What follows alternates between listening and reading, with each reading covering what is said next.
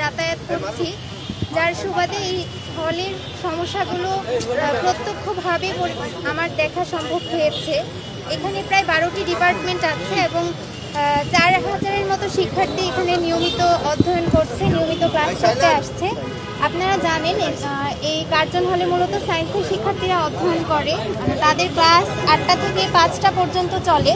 তো 4000 শিক্ষার্থীদের জন্য এই কার্জন হলে মাত্র একটা ক্যান্টিন আছে, খুবই ছোট পরিসরে একটা ক্যান্টিন আছে, যেই ক্যান্টিনের খাদ্যের মান এবং খাদ্যের যে পরিমাণ সেটা শিক্ষার্থীদের জন্য পর্যাপ্ত না।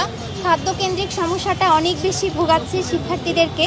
এবং ডিপার্টমেন্ট কেন্দ্রিক যে কমন রুমগুলো আছে খুবই ছোট, আলো বাতাস নেই, সেখানে স্যানিটেশন ব্যবস্থা অনেক অপর্যাপ্ত। নারী শিক্ষার্থীদের জন্য কমন রুম থাকলেও ছেলে শিক্ষার্থীদের জন্য কোনো কমন রুম নেই। এই সমস্যাগুলোতে আমরা অনেক দিন ধরে ভুগছি। বিশেষ করে যে শিক্ষার্থীরা মা, তাদের অনেক প্রতিবন্ধকতার মুখোমুখি হতে হচ্ছে, যে দীর্ঘ সময় ক্যাম্পাসে থাকতে হচ্ছে, কিন্তু তারা তাদের বাচ্চাদের নিয়ে আসতে পারছে না, কোনো ব্রেস্ট ফিডিং কর্নার নেই বা বাচ্চাদের রাখার কোনো ব্যবস্থা নেই। তো এই সমস্যাটা অনেক বেশি ভোগান্তির কারণ হয়ে দাঁড়াচ্ছে। এবং এতগুলো ডিপার্টমেন্ট আছে এই কার্জন হলে, কিন্তু নারীদের স্যানিটারি ন্যাপকিন সহ ইমার্জেন্সি যে ঔষধের কোনো ব্যবস্থা থাকবে, এই ব্যবস্থাগুলো এখানে নেই।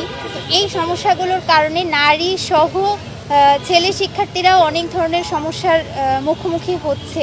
তাছাড়াও যেহেতু সায়েন্সের শিক্ষার্থী, তাদের পড়াশোনার যে সোর্স বা গবেষণার যে সোর্স, এই সোর্সগুলো এখানে অপ্রতুল চাহিদার তুলনায়। এই সমস্যাগুলোর অনেক বেশি ভোগাচ্ছে। এবং ভূতত্ত্ব বিভাগের সাথে মেয়েদের একটা নামাজ রুম আছে, খুবই ছোট পরিসরে একটা নামাজ রুম, কিন্তু এই নামাজ রুমটা একদম ভঙ্গুর অবস্থায় পড়ে আছে। বৃষ্টি আসলে বৃষ্টির পানি পড়ে, অপরিষ্কার অপরিচ্ছন্ন।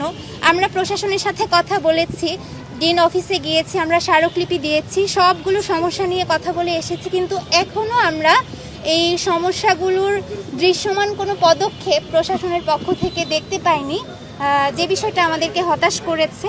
তো আমরা শিক্ষার্থীদের এই সমস্যাগুলো নিয়ে কাজ করতে আগ্রহী, আমরা এই সমস্যাগুলো সমাধান করতে চাই।